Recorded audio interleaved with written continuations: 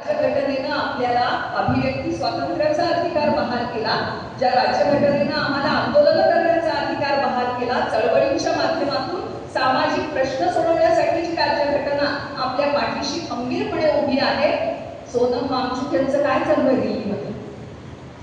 नीट परीक्षेमध्ये झालेल्या घोटाळ्यातील मंत्र्यांनी राजीनामा द्यावा म्हणून ती व्यक्ती आपल्या सगळ्यांसाठी 21 मुलांनी आत्महत्या केल्या म्हणून जंतर मंतर वरती 20-22 दिवस आंदोलन करते आणि शासनाचा प्रतिनिधी म्हणून एकही शासन करता तिथे येत नाही, चर्चा करत नाही, पाठिंबा देत नाही. हे लोकशाहीचं किती मोठं अपयश आहे. त्यामुळे भारतामध्ये लोकशाही खऱ्या अर्थानं जिवंत ठेवायची असेल तर आता पुन्हा एकदा लोकांनीच खूप उभं राहिलं पाहिजे. लोकांनी लोकशाहीचा खरा अर्थ समजून घेतला पाहिजे आणि लोकशाहीचं हे जे रोपटं आहे, खरं तर तो वटवृक्ष झाला पण तो वेगळ्या अर्थाने झालेला आहे. त्याची पाळंमुळं, त्याच्या फांद्या वेगळीकडे जाताना दिसत आहेत. त्या आता छाटण्याची आवश्यकता या भारतामध्ये निर्माण झालेली आहे असं मला प्रामाणिकपणे वाटतं. चौथा महत्वाचा जो मुद्दा आहे तो आहे राज्य समाजवादाचा.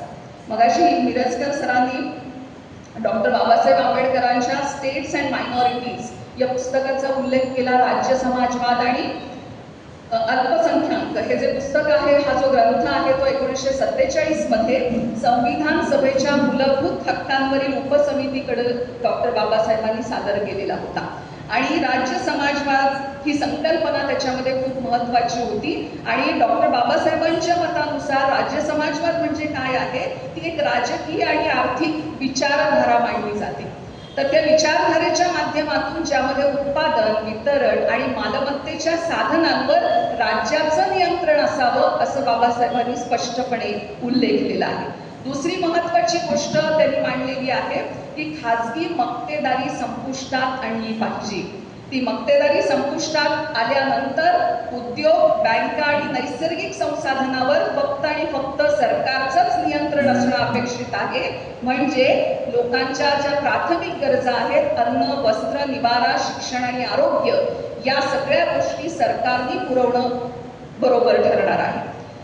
बाबासाहेबांच्या या ग्रंथामध्ये आणखी एक महत्वाची गोष्ट जी मला स्वतःला खूप आवडते आणि ती गोष्ट आहे की शेतीला उद्योगाचा दर्जा दिला पाहिजे, जो आज तागायत शेतीला मिळालेला नाही. पूरक जोडधंदे शेतीच्या बाबतीत बरेच केले गेले, पण शेतीला जो मुख्य उद्योगाचा दर्जा मिळाला पाहिजे, तो दर्जा देण्याचं काम या राज्य समाजवादाने मांडलेलं आहे. आणि दुसरी महत्वाची गोष्ट की शेतीला उद्योग म्हणून ज्या ज्या गोष्टी लागणार आहेत त्या सगळ्या गोष्टी पुरवण्याचं काम जे करायचं आहे ते फक्त आणि फक्त सरकारने करायचं आहे.